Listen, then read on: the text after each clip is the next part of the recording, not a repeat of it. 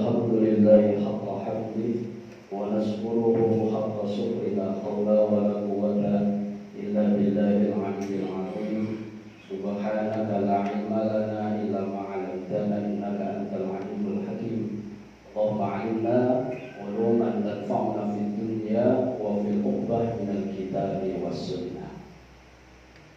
Yang terhormat Bapak Ketua PCM Tegalan, Ketua Aisyah, Bapak Ibu pengurus PCM Aisyah, semoga perjalanan kita di dalam bermuhammadiyah ini mendapatkan ridho Allah dan kemudahan.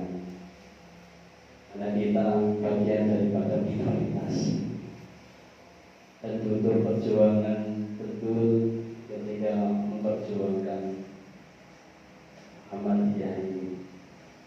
Alhamdulillah, bersyukur pagi ini kita bisa bermuajahah mencoba untuk thalabul ilmi bersama.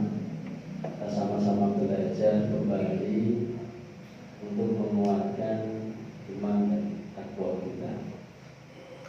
Salawat dan salam tercurah kepada junjungan kita Nabiullah Muhammad SAW yang telah menyebarkan dinul Islam dengan penuh perjuangan dan tidak mudah berdarah-darah. Dan kita itu perjuangannya belum ada apa-apanya dibandingkan Rasulullah SAW dilihat dari berbagai historis atau sejarah. Bapak Ibu, izin saya menyampaikan materi. Saya ambil dari kitab Riyadhus Shalihin saja, mau membuat gak nyata. Saya baru pulang dari Magelang tadi malam sampai masuk rumah jam 11. Jadi kita awali dari yang pertama, kitab yang ditulis oleh Imam An-Nawawi dari saya ditasbih oleh Syekh Utsaimin dan satu lagi kembali. Tapi di awal kitab ini ditulis babul ikhlas wa hudharin niyyah fi jami'il a'mali wal aqwal wal ahwal al badiyah rizzah wal khafiyah. Jadi hampir semua kitab itu menuliskan bab pertama tentang an-niyah. Sudah kemarin sempat disinggung juga oleh Pak Kiai Usamaji. Ikhlas, bab tentang ikhlas, wahdhari niyah, dan bagaimana menghadirkan niat fi jami'il a'mal untuk seluruh aktivitas perbuatan, wal aqwal juga ucapan lisan, wal ahwalil barizah juga seluruh kondisi keadaan baik yang nampak ataupun yang khafiyah, sembunyi atau yang tidak nampak. Diawali dari qaul Allah Ta'ala, menukil satu ayat, wa ma umiru illa liya'budullaha mukhlishina lahu-d-din hunafa wa yuqimas shalah wa yu'tuz zakah wa dzalika dinul qayyim. Ayat ini mungkin Syekh An-Nawawi ingin meletakkan di mana posisi manusia. Sehingga di mana kita manusia itu sebagai apa? Untuk mendudukkan dulu siapa kita. Maka manusia yang sebagai abid, sebagai hamba, berarti ketika dia posisinya sebagai abid, dia juga sebagai khaliq, sebagai makhluk, sebagai ciptaan. Yang dimana abid dan ciptaan itu umiru illa liya'budullaha mukhlishina lahu-d-din.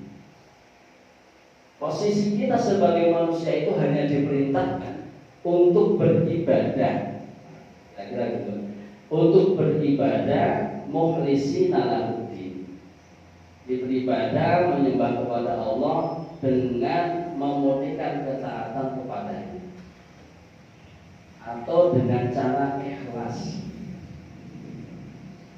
Dan di ayat tadi dikatakan wa ma khalaqtul jinna wal insa illa liya'budun. Motif terbesar Allah itu menciptakan manusia itu ya beribadah. Pertanyaannya itu banyak manusia yang nggak mau beribadah, nggak mau bersembah.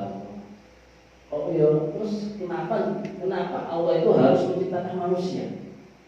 Dengan sederet konsekuensi ketika kita menjadi manusia itu ada al-haq, ada batil, ada halal dan haram. Kok dilarang? Kalau kita jadi orang Islam ini, yang enak-enak ini ya dilarang. Yang menyenangkan ini dilarang. Seakan-akan menuju surga ini harus sholat 5 waktu, bangun pagi, begitu. Harus puasa Ramadan. Seakan-akan berat. Kita memang seakan-akan dunia ini darul ibtilah, gitu ya. Di dunia ini bagi orang Islam itu sebagai ladang yang itu ujian-ujian bagi sendiri. Berbeda dengan orang yang mendapatkan atau yang memiliki konsep ya, hidup sekali ya dinikmati kan, atau yang bersifat materialis. Hidup sekali ya kita nikmati, apalagi sudah tidak lagi percaya adanya al-hayat ba'dal maut, kehidupan setelah kematian. Kalau orang-orang yang sudah tidak percaya dengan kehidupan setelah kematian dan pembuktiannya itu ya hanya kemudian kita mati dulu gitu. Sudah misalkan ada orang yang membuktikan mati dulu untuk mengatakan adanya kehidupan setelah kematian, masih tunggu kiamat. Dan kiamat tidak tahu datanya kapan. Maka di sini didudukan manusia sebagai hamba yang diperintahkan untuk ibadah secara ikhlas. Hunafa wa yuqimus sholata wa yu'tuz zakata wa dzalika dinul qayyim. Ini saya rada tekstual gitu. Rada tekstual mawon.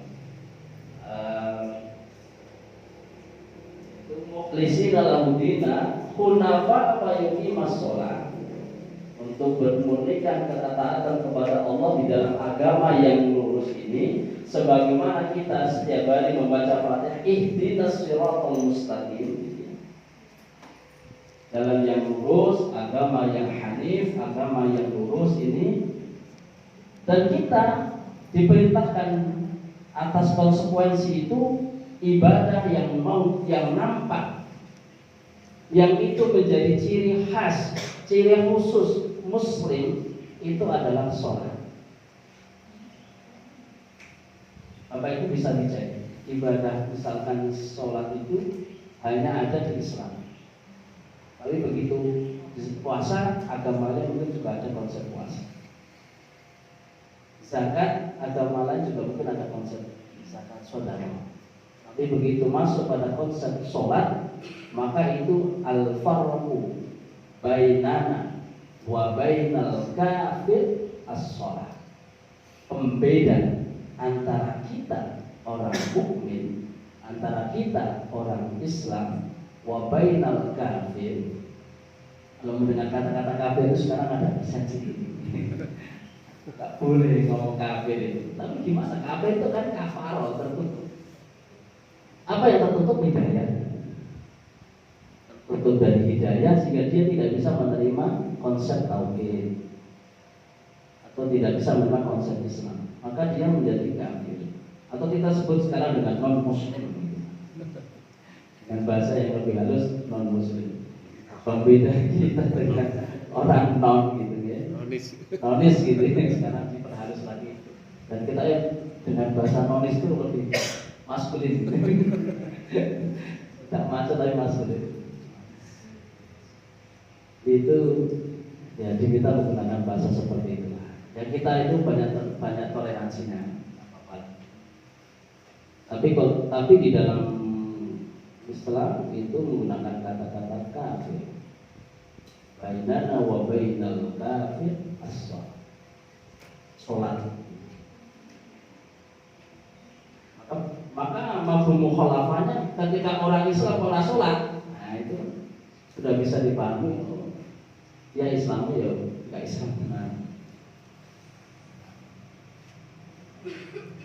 Wa yu'tu zakata, dan kemudian kita setelah berdasarkan surat Al-Bayyinah ini, setelah konsep sholat, kemudian kita setelah ibadah sholat itu ibadah yang terdekat itu az-zakah.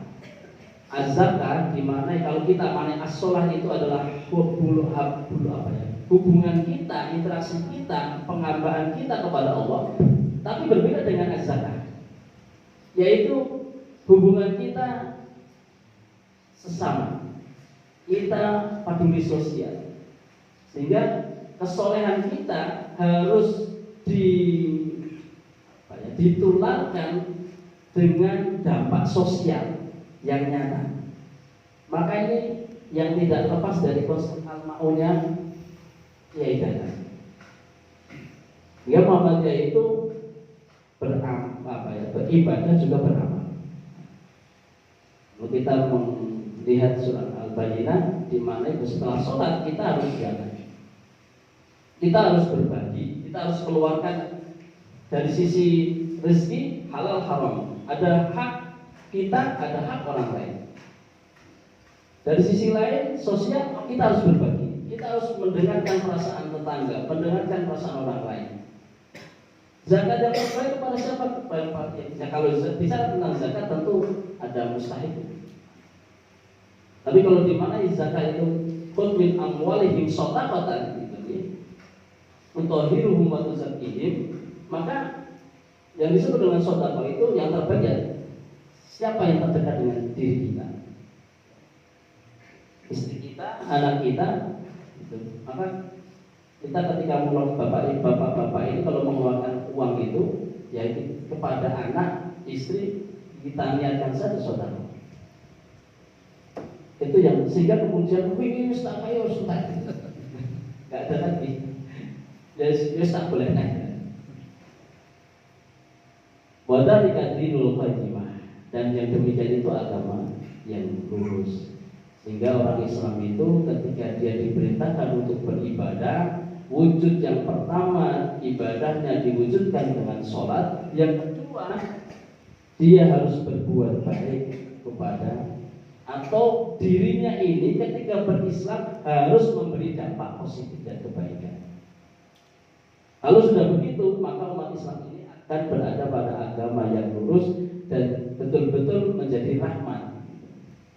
Bukan malah ketemu, jangan sampai kita itu jadi rahmat mati ya. Tetangga kita lihat kita itu malah pedih atau tidak senang. Coba kita berubah, hadirnya kita itu betul-betul diinginkan oleh kanan kiri kita. Dan ini memang tidak mudah, saya ngomong kan gampang ini. Allah Ta'ala kemudian dikuatkan dengan firman Allah surat Al-Hajj, la yanalallahu lahumuha wala dima'uha walakin yanalut taqwa minkum.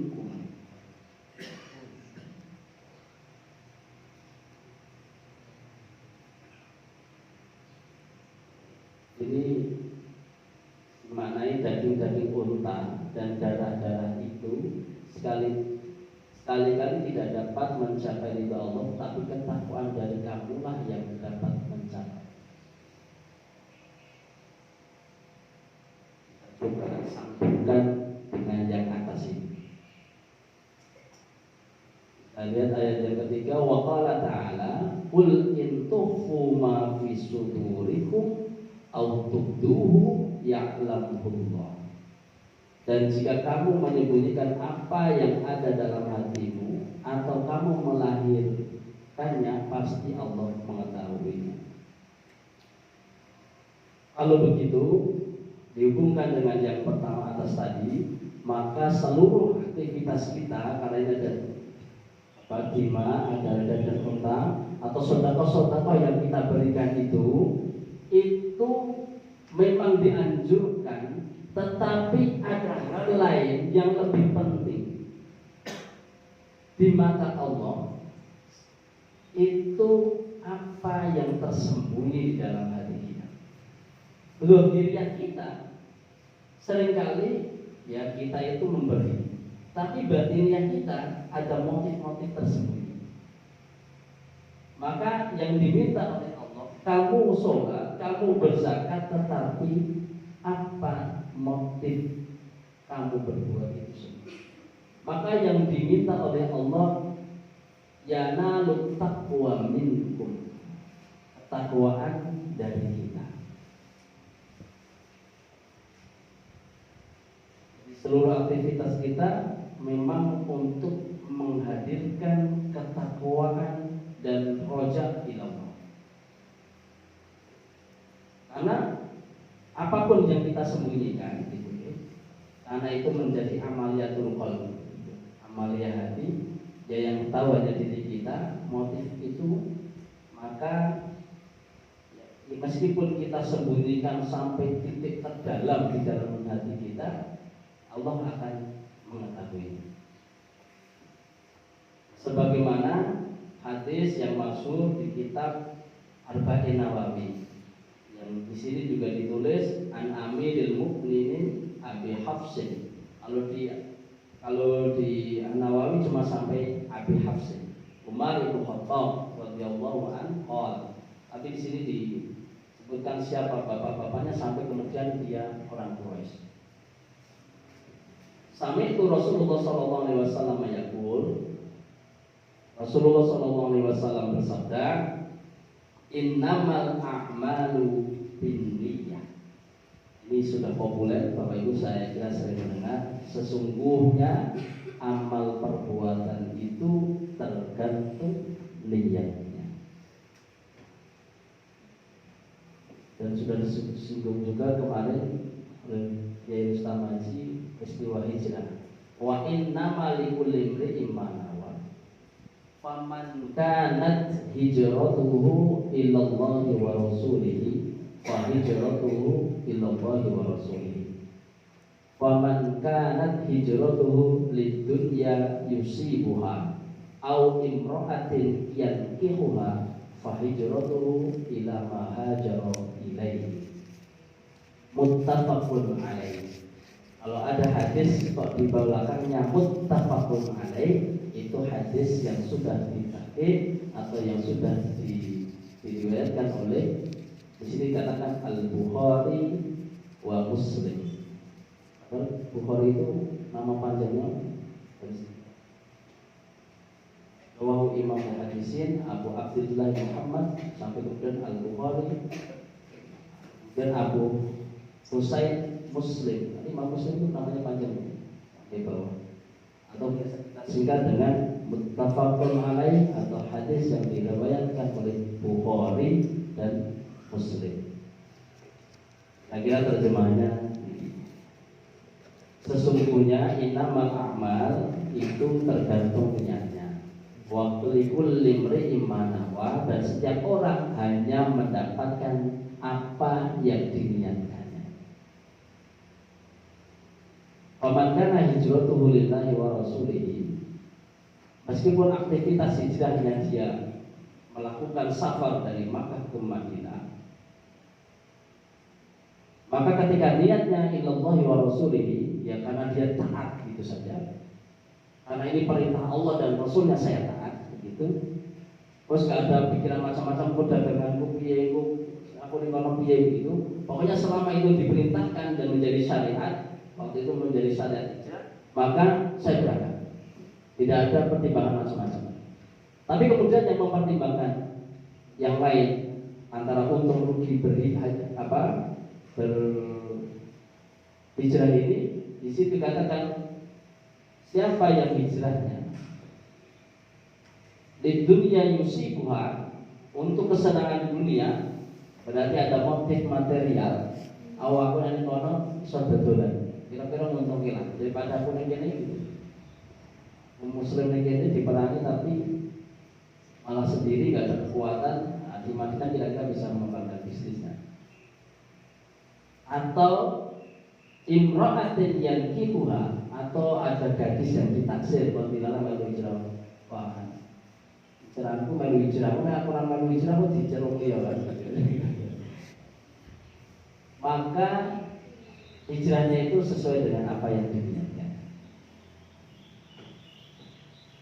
Ini untuk menguatkan Allah dari amalan batiniyah yang hubungannya dengan niat itu di dalam hati kita.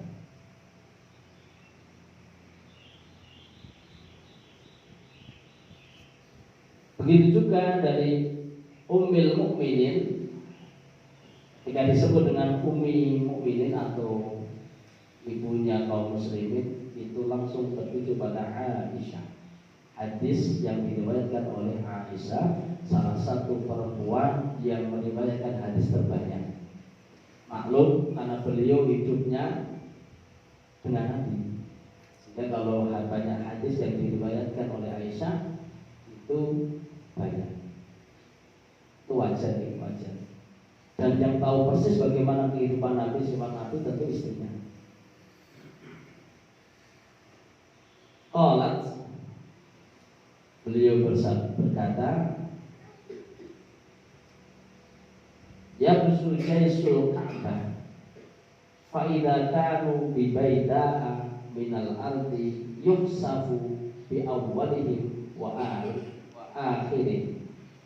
Kemudian qalat, qultu ya Rasulullah, kaifa yusafu bi awwalihim wa akhirihim wa fihim aswaquhum wa man laysa minhum.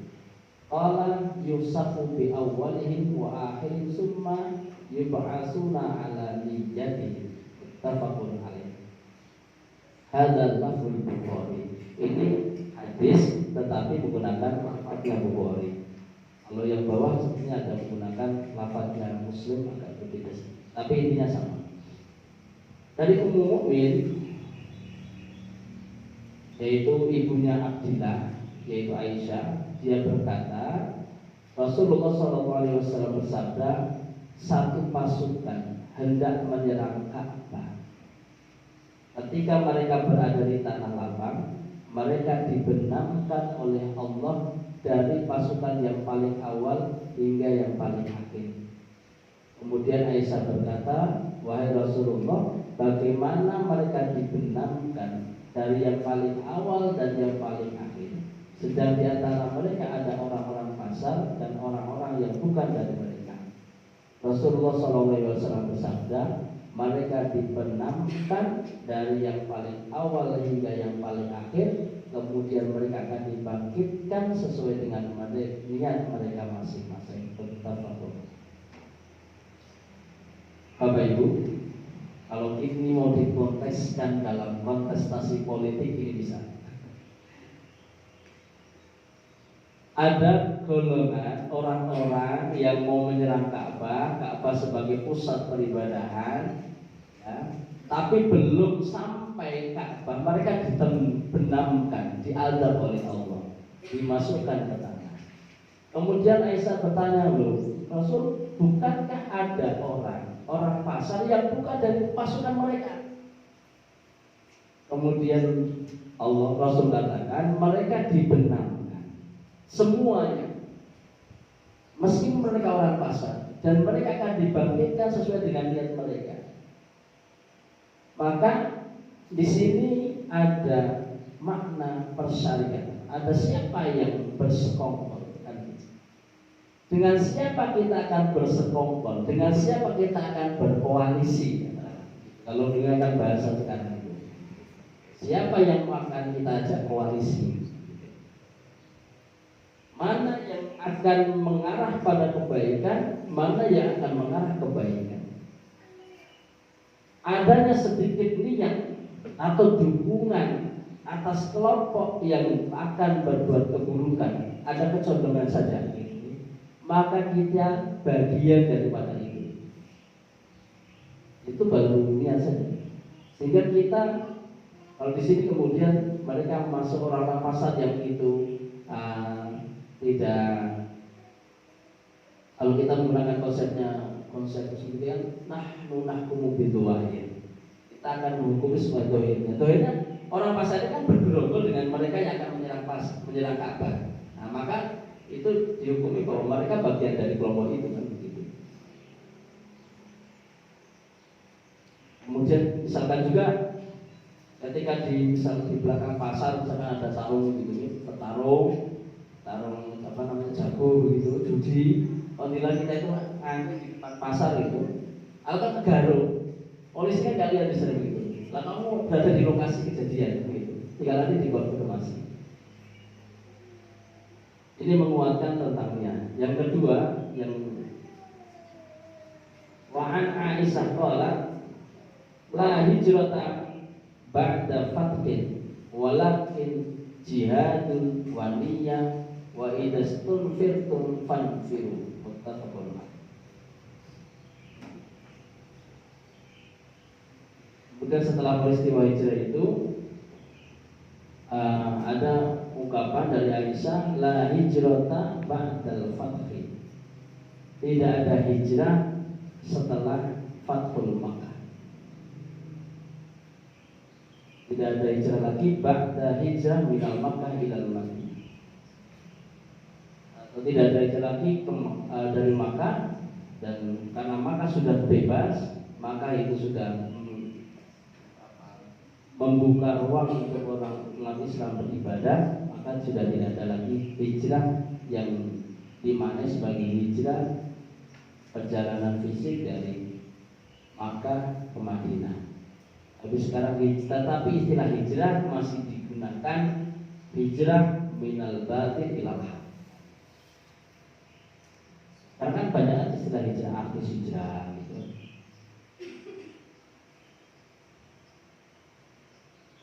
Hijrahnya dari kebatilan menuju kebenaran. Kemudian karena konteks hadis ini pada waktu itu gitu ya, walakin jihadun wa niyyah. Tetapi setelah Fathul Makkah ini dibuka, maka perjuangan terbesar yang harus dilakukan oleh umat Islam adalah jihadun, adalah berjuang, bersungguh-sungguh menegakkan kalimat Allah, bersungguh-sungguh mengamalkan Islam. Wan niyyah, juga niatnya, kuatkan niatnya, luruskan niat. Fa'idastunfirtum fanfiru. Jika kalian diminta berangkat berjihad, maka berangkatlah. Karena waktu itu setelah peristiwa hijrah, kemudian Fathul Makkah, umat Islam mulai berkembang di Makkah, kemudian sudah dakwah secara terang-terangan, sudahlah di situ pondasi-pondasi kemanusiaan, pondasi ekonomi, sosial, politik dibangun berangkat dari masjid. Karena kalau kita lihat peristiwa hijrah itu yang bangun pertama itu kan masjid ini. Dan di Madinah masjid Nabi itu yang bangun pertama adalah masjid.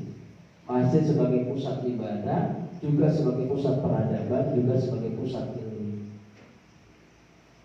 Maka kalau kita mau kembangkan masjid itu sekarang itu tidak hanya sebagai tempat ibadah sholat itu saja, tapi menjadi sebagai pusat aktivitas sosial. Bapak bisa perhatikan di Jogokarya Jogja itu mungkin yang sedang mengembangkan bagaimana masjid sebagai pusat peradaban, pusat ekonomi, pusat ilmu juga begitu. Nanti kan Jogokarya. Kalau rumah itu kan ramai sekali. Dan pengelolaan masjid, uang masjid itu harus habis setiap tahun. Bukan malah ditumpuk. Masjid yang paling bagus itu bukan yang paling banyak tabungan infaknya, tapi yang paling terserap.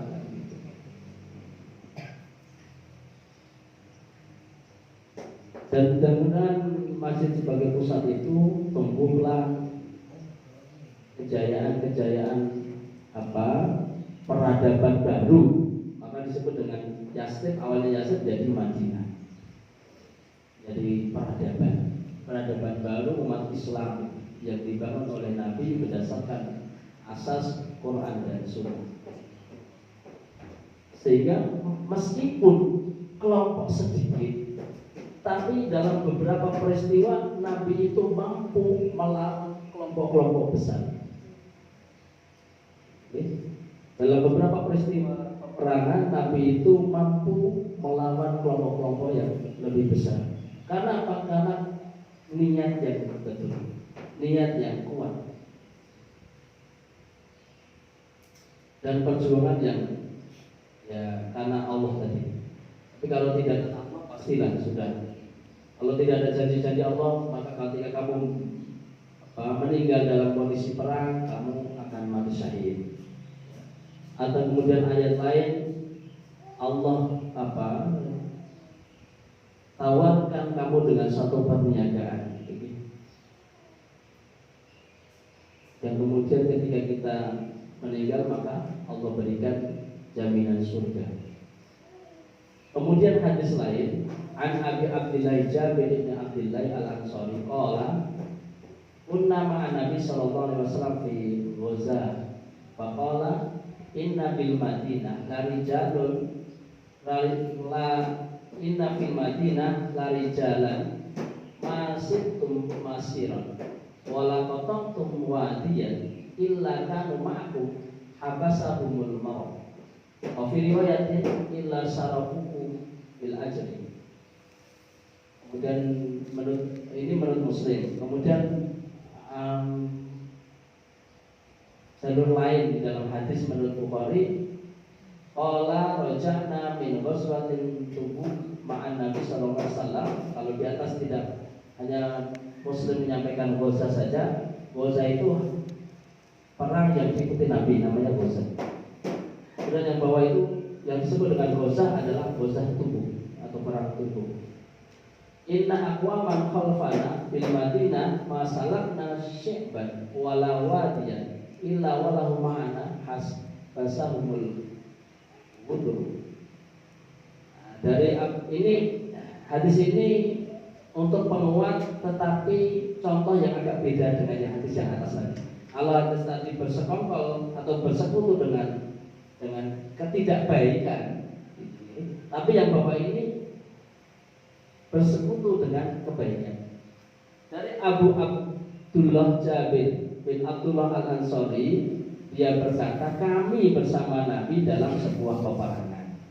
Maka beliau bersabda, sesungguhnya di Madinah ada beberapa orang yang tidak menyusuri jalan atau tidak ikut perjalanan dan tidak melewati lembah bersama kalian. Tetapi namun mereka bersama-sama kalian dalam tanda kurung mendapatkan pahala seperti pahala kalian, karena mereka terhalangi oleh sakit. Dalam riwayat yang lain disebutkan mereka bersekutu dengan kalian dalam pahala. Dan di yang jalur lainnya dari diriwayatkan Bukhari dari Anas, dia berkata kami pulang dari perang Tabuk bersama Nabi, maka beliau Nabi sallallahu alaihi wasallam bersabda, sesungguhnya ada kaum yang berada di belakang kita di Madinah, tidak ikut perang, mereka di Madinah, mereka tidak melewati celah gunung juga lembah bersama kita, namun mereka bersama kita mendapatkan pahala karena mereka terhalangi uzur sakit tadi. Artinya Bapak Ibu, orang ini tidak ikut perang secara fisik, tetapi secara niat mereka hadir, mereka mendukung, mereka berkongsi, mereka berserikat dengan orang-orang yang ada di dalam barisan Nabi. Maka ketika kita niat kita atau kita itu diniatkan berserikat dengan siapa, itu akan mendapatkan apa yang kita niatkan. Bapak Ibu, ketika nanti mau berpolitik, dilihat tujuan akhir dari satu kolaborasi politik itu kemana. Kalau Bapak Ibu mau menentukan ada beberapa pilihan alternatif. Katakanlah kalau koalisi 1, 2, 3 koalisi itu mana yang koalisi betul-betul, kalau bahasa sekarang pro rakyat atau pro umat atau untuk kemaslahatan umat, itu yang lebih besar kemungkinannya. Kan masih kemungkinan gitu, kita tidak tahu. Dilihat dari apa? Dilihat dari keberpihakan dia di masa lalu dengan orang-orang Muslim atau dengan rakyat kecil. seberapa besar keberpihakannya itu, maka mari kita berserikat atau mari kita berkoalisi mengimplementasikan hadis ini, ya. Monggo Bapak Ibu bisa tentukan pilihannya di antara tiga itu. Maka siapa yang berserikat dalam kebaikan, maka dia akan mendapatkan apa yang dia niatkan. Siapa yang berserikat dengan keburukan, maka dia akan mendapatkan apa yang dia niatkan. Meskipun nanti kita tidak dalam konteks mereka akan diadab atau tidak, begitu, tetapi dalam konteks mana yang memberi dampak lebih besar kemaslahatannya untuk umat dan bangsa, dan mana yang lebih besar memberi dampak negatif bagi umat dan bangsa. Bapak Ibu punya pilihan sendiri-sendiri, tapi konsep hadisnya sebagaimana hadis dua hadis ini, kira-kira begitu.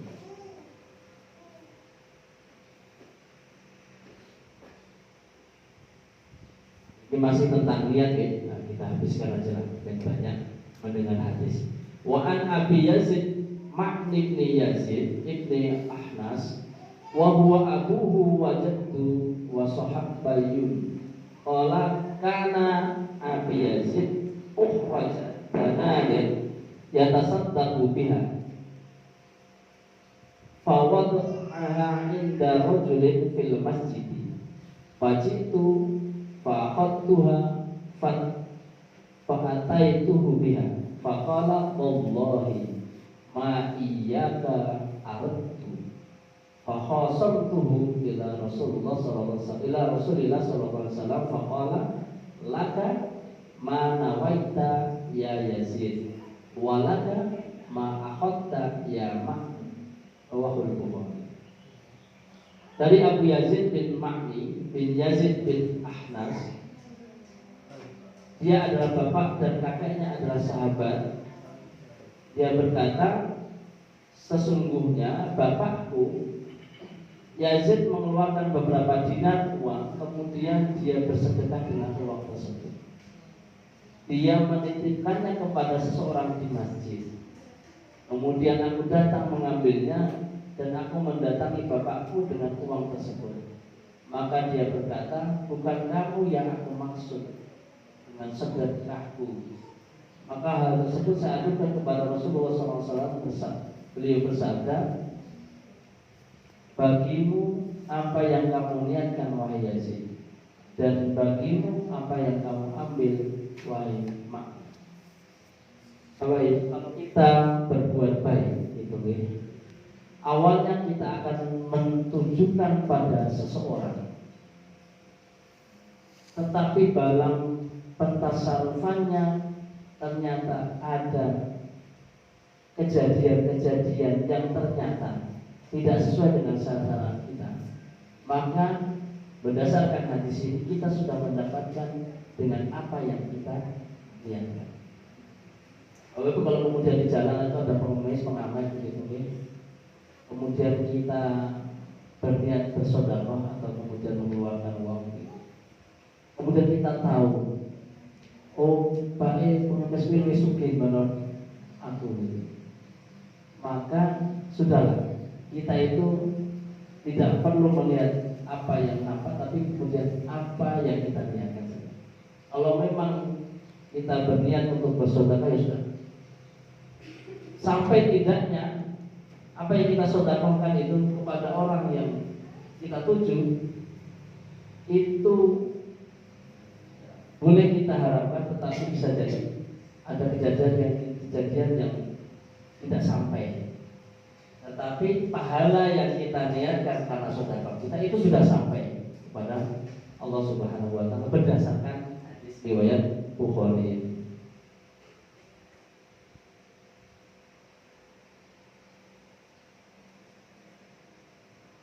Hadis panjang itu, baca saja dari waktunya juga seperti hadis ini. Wa an Abi Ishaq Sa'id bin Abi Waqqas Malik bin Uhaid. Saya langsung ke matanya sendiri. Ya Rasulullah, ini qad balagha bi minal wajhi ma tara wa ana dzul malin wa la yarisuni illa nadulli Ini bahasanya kalau terangkan saya langsung ke sini saja.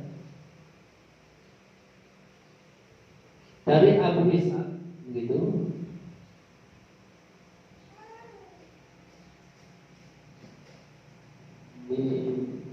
Di perawinya ini disebutkan salah satu dari 10 orang yang disaksikan akan masuk surga.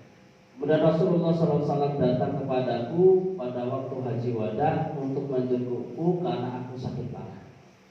Aku berkata, wahai Rasulullah, sesungguhnya aku tertimpa sakit yang sangat parah, sebagaimana yang engkau lihat, dan aku mempunyai harta, dan sedang hartaku ini tidak ada yang mewarisiku kecuali hanya anak perempuanku. Apakah aku bersedekah 2/3 dari hartaku? Beliau bersabda tidak. Dan aku bertanya, bagaimana kalau setengah, wahai Rasulullah? Beliau menjawab tidak. Bagaimana kalau 1/3, wahai Rasulullah? Beliau menjawab ya, 1/3. 1/3 sudah banyak atau besar. Sesungguhnya jika kamu meninggalkan para ahli warismu dalam keadaan kaya, maka itu adalah lebih baik daripada engkau meninggalkan mereka dalam keadaan miskin dengan meminta-minta kepada manusia. Sesungguhnya tidaklah kamu menafkahkan satu nafkah dengan niat untuk mendapatkan keridhaan Allah, melainkan engkau pasti akan diberi pahala. Sekalipun makanan yang kau letakkan di mulut istrimu. Kemudian aku berkata, apakah sahabat-sahabatku akan meninggalkanku di Makkah? Dia bersabda, sesungguhnya tidakkah kamu ditinggalkan kemudian kamu beramal untuk mengharap ridha Allah, kecuali derajatmu akan diangkat oleh Allah. Barangkali jika kamu ditinggalkan, kamu dapat memberi manfaat bagi kaum muslimin dan memberi kemaslahatan kepada kaum muslimin yang lain.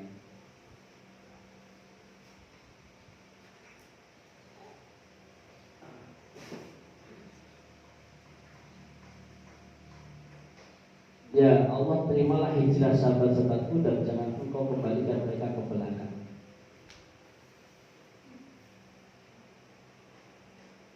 Ini kegelisahan beliau terhadap harta peninggalannya, karena meninggalkan warisan yang banyak, yang kemudian dia harus bertanya kepada Nabi, berapa yang harus saya kasihkan pada anak putri sewayang semata wayang. Saya bertanya tentang besarnya warisan itu. Ketika dia minta 2/3, Nabi tidak, setengah tidak, 1/3 diizinkan. Kalau kita berpikir terus 2/3 kamu sakit anakku, itu di sini disedekahkan atau serahkan ke Baitul Mal. Masalah bagaimana nantinya Allah yang akan mencatat apa yang kita doakan. Tapi ini kita bicara niat saja, apa yang kita keluarkan ya kita ikhlaskan. Untuk masalah besar kecilnya sebuah zakat atau nominal, nanti barangkali ada yang membahas sendiri di bab tentang zakat. Baik Bapak Ibu, kita masuk di hadis yang ke-7.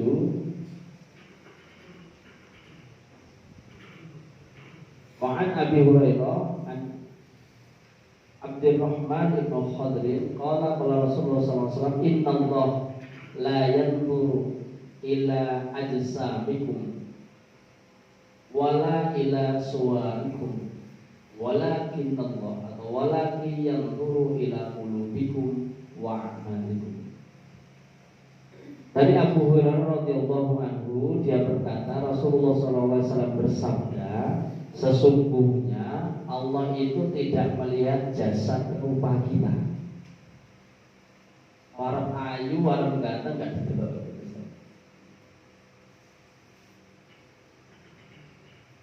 Tetapi Allah melihat hati-hati kita dan amal-amal ibadah kita.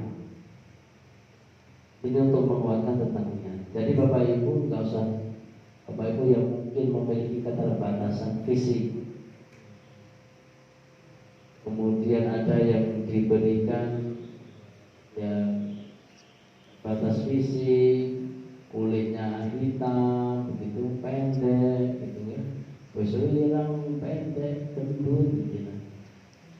sebagai ibaratan rumah yang jelek gitu lagi. Tapi kalau itu yang menjadi juga apa ya, kita menjadi kecil hati gitu. Yang seringkali di mata masyarakat itu ya, dipandang sebelah mata atau dikecilkan atau bahasa sekarang bullying. Di sekolah kan sekarang juga ada anti bullying, jadi karakter, jadi salah satu P5 itu, dan menjadi kalau di Pak Liadona mungkin menjadi instrumen ANBK bullying tentang keamanan sekolah itu.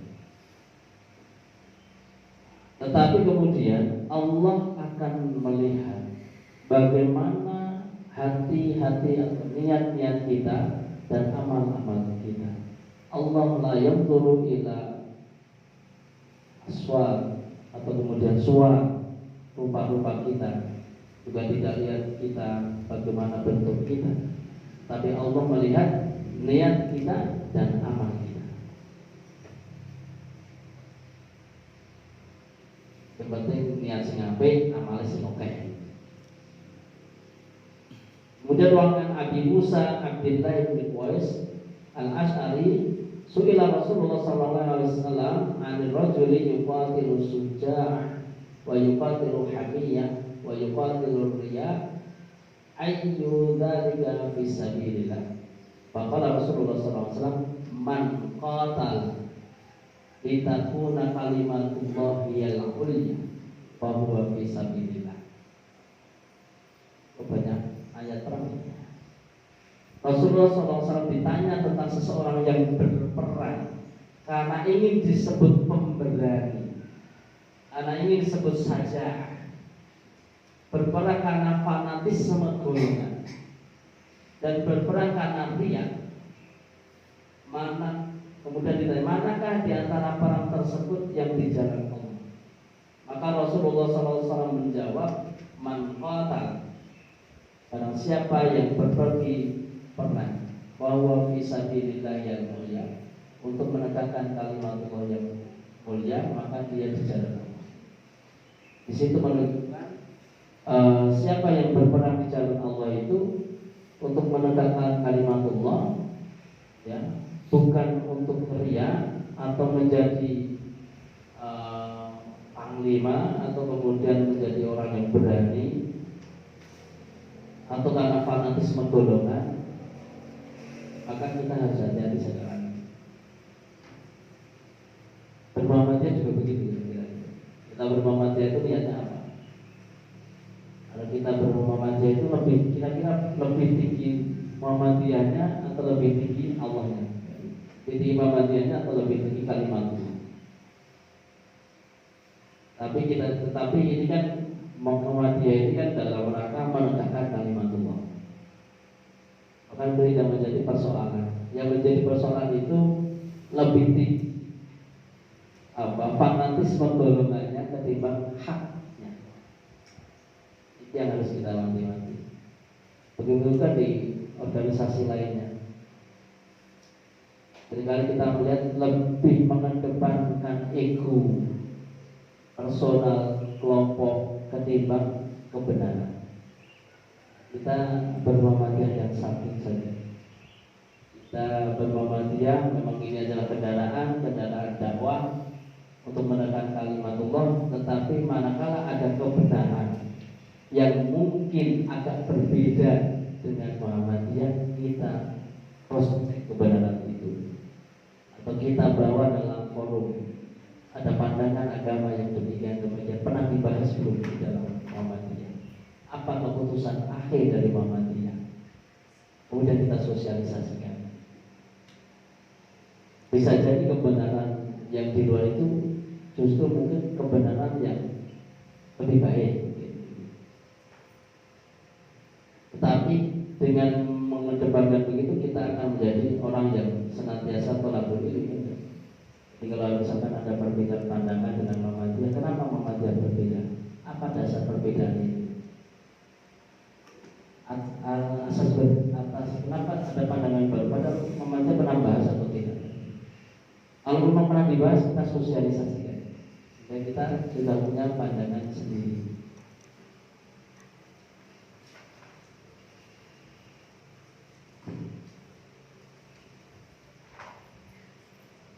Kemudian hadis yang ke-9, wa an Abi Bakrah Rufai bin Haris As-Saqafi anna Nabi sallallahu alaihi wasallam bersabda, "Idza taqal muslimani bisayfihima fal qatil wal maqtul finnar." Qultu ya Rasulullah, hadzal qatil fama balul maqtul? Qala innahu kana harisan ala qatl sahibi. Muttafaqun alaih. Jika dua orang muslim berjumpa, bertemu dengan pedangnya, berkelahi sesama muslim, al-qatil wal maqtul finnar. Orang yang membunuh dan yang terbunuh itu berada di neraka. Kemudian Abu Bakar ini tanya, wahai Rasulullah, kalau orang yang membunuh sudah jelas, bagaimana orang yang dibunuh atau yang terbunuh? Apakah masuk neraka juga?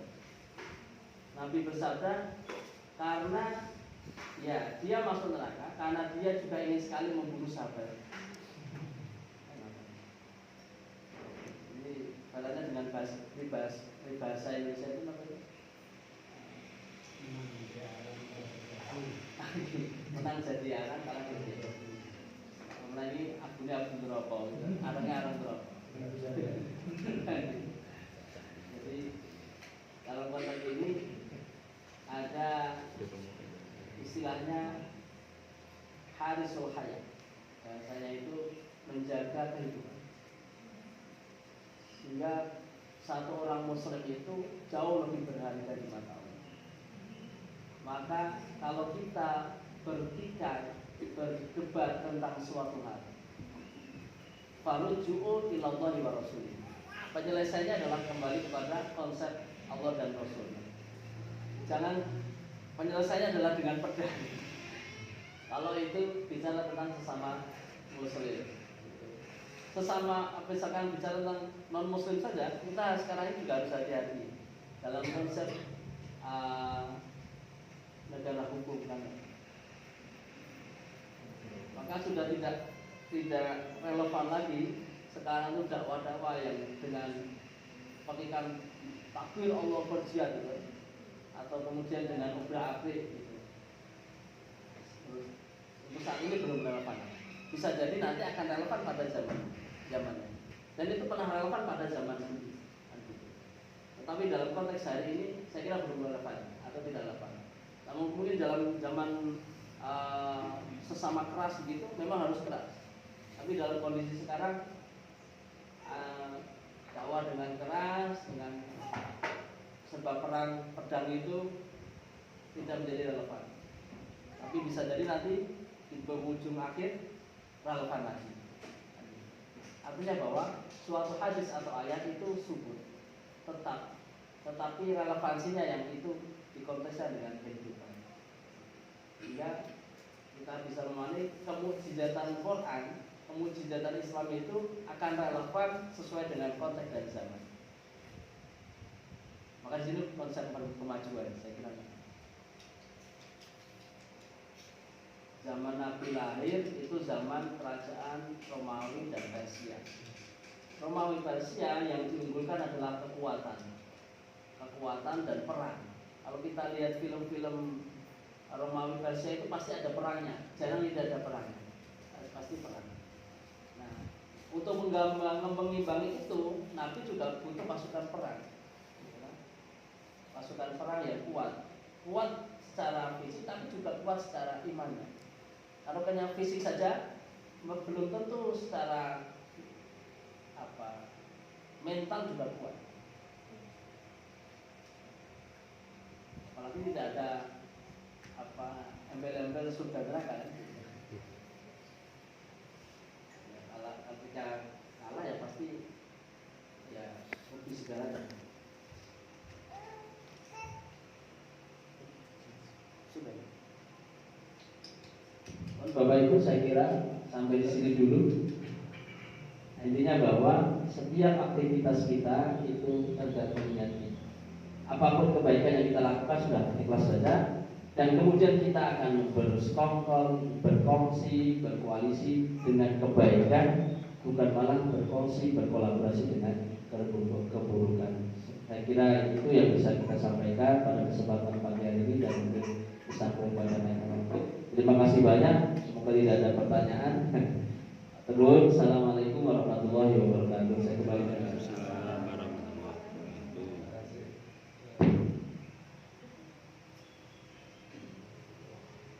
Terima kasih Bapak Ibu sekalian. Waktu kita masih ada beberapa menit karena ada tambahan komentar atau tambahan pendapat dari sekalian atau pertanyaan barangkali. Monggo nanti lagi. Assalamualaikum warahmatullahi wabarakatuh. Sini tadi Ustadz Afgan menyampaikan sempat menyinggung mengenai fanatisme